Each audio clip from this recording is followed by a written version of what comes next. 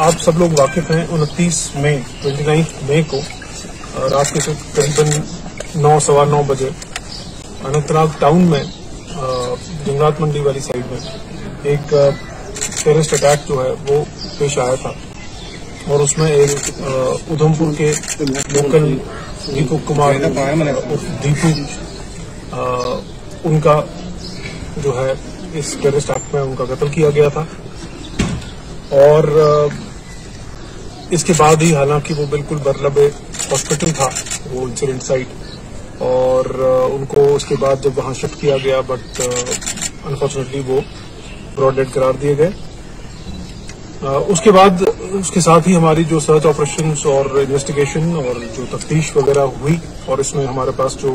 Technical Leeds आई सामने और उसके साथ साथ जो हमारी बाकी इन्वेस्टिगेशन हुई उस इन्वेस्टिगेशन की बेसिस पे जो है हमें कुछ क्लूज मिले और उस क्लूज के चलते हुए हम आगे बढ़े।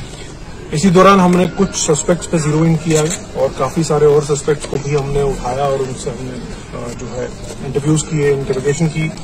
और इसी दौरान में इसी असना में जो है हमारे पास 2 इंडिविजुअल्स हैं, 2 पर्सन्स हैं जो कि अनंतनाग टाउन के ही रहने वाले हैं, देवा कॉलोनी के। एक का नाम सहरान बशीर नदाफ है और दूसरे का नाम उबैद नजीर लाइगरू है। ये दोनों लड़के मिसिंग हो गए। हमारी इन्वेस्टिगेशन भी इन्हीं इंडिविजुअल्स की तरफ पॉइंट कर रही थी और इनके लिए फिर एक लंबा चौड़ा जो है हमें एक सर्च ऑपरेशन लॉन्च करना पड़ा। जैसे जैसे हमारे पास और टेक्निकल क्लूज और बाकी ह्यूमन इंट की जो क्लूज हमारे सामने आए उस सब को साथ में लेते हुए ultimately we were able to arrest the accused and उसके बाद जो है पूरी कॉन्स्पिरेसी उसका खुलासा किया गया। इसमें काफी टाइम हमें जो है वो लग गया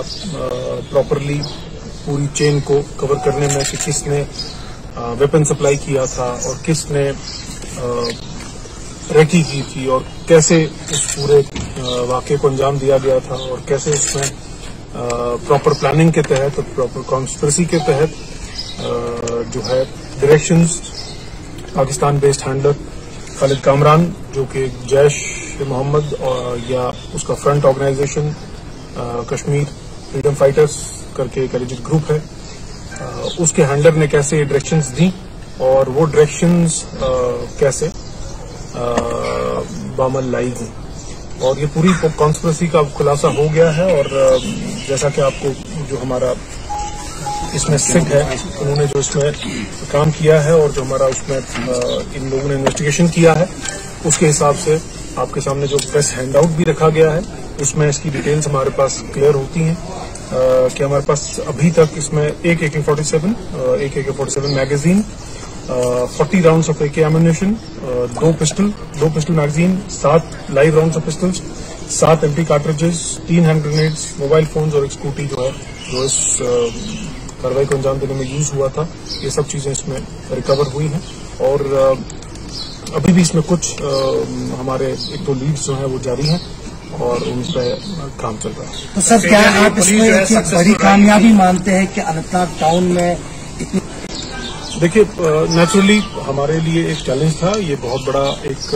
जो केस था वो हमारे पास था और जैसे कि आप जानते हैं कि इस तरह की जो माइनॉरिटी किलिंग हो रही है उसमें कई सारे एक बहुत मोडस ऑपरेंडी जिसको हम कहते हैं वो यूज हो रहे हैं। बार बार हैंडलर की तरफ से ये डायरेक्शन आती है कि स्पेसिफिकली किसी कम्युनिटी को टारगेट किया जाए और अक्सर बेशतर आपने देखा कि इस साल हमारे पास काफी सारे इंसिडेंट हुए पिछले साल 1.5 साल में जहां पे कम्युनिटी की बेसिस पे या रेजिडेंस की बेसिस पे टारगेट किया गया लोगों को। और जैसे कि इस केस में भी आप देखेंगे कि जो विक्टिम था वो बहुत ही एक गरीब आदमी था और अपनी फैमिली को सपोर्ट करने के लिए यहाँ पे एक मेले में काम कर रहा था। तो डेफिनेटली ये हमारे लिए बहुत इंपॉर्टेंट केस था और I would say that it was a matter of dignity of the police कि हम इस केस को वर्कआउट करें। Sir, was this group now active for some time now? Because you had said in the handout that so far 5 persons जैसे मैंने आपको पहले ही कहा, yes, of course, this was a group which has been working for some time. There are some leads which we are investigating. We expect certain more arrests and certain more revelations in the case. And at the same time, I would say that this is a classical example of what we have been talking about, a hybrid terrorist model, in which a complete fresher, a complete young, impressionable mind is used by handlers across and targeted to carry out such dastardly attacks, and somehow these minds are, I would say, brainwashed enough, and they are motivated enough, and they are radicalized enough to carry out such dastardly acts merely on the directions of the terrorist handlers. Sir, कहीं ना कहीं police जो है, देखिए, जहाँ तक हम जेके police की बात करेंगे और बाकी जो हमारे साथ हमारी सिस्टर फोर्सेस हैं उनकी बात करेंगे, तो हम सबका यही फोकस है कि हर जगह पे हमारे पास जो एक टेररिज्म यहाँ पे चल रहा है, उसके कुछ जो पैरामीटर्स हैं उनको कंट्रोल किया जा सके। उसमें बहुत सारे पैरामीटर्स हम काउंट करते हैं, बट कुछ को अगर मैं नंबरेट करूँ कि जैसे एक रिक्रूटमेंट इनटू टेररिस्ट रैंक्स है, उस पर काम किया गया है। उसके बाद जो ये मॉड्यूल्स हैं टेररिज्म के, इनको बस्ट किया गया है। तो ये 2-3 चीजें हमारी जो बिल्कुल सरफरिस्त रहती हैं कि जिन पे हम काम करते रहते हैं, और अभी तक मैं ये सोचता हूँ कि काफी खासी कामयाबी मिली है जेके पुलिस को और बाकी फोर्सेस को इस सब चीज को कंट्रोल करने में, और वो जो हमारे इकदाम हैं वो जारी और सारी रहेंगे। तो सर, क्या उनको एक बात देखिए, इसमें बहुत सारे इन्वेस्टिगेशन में हम बात करते हैं कि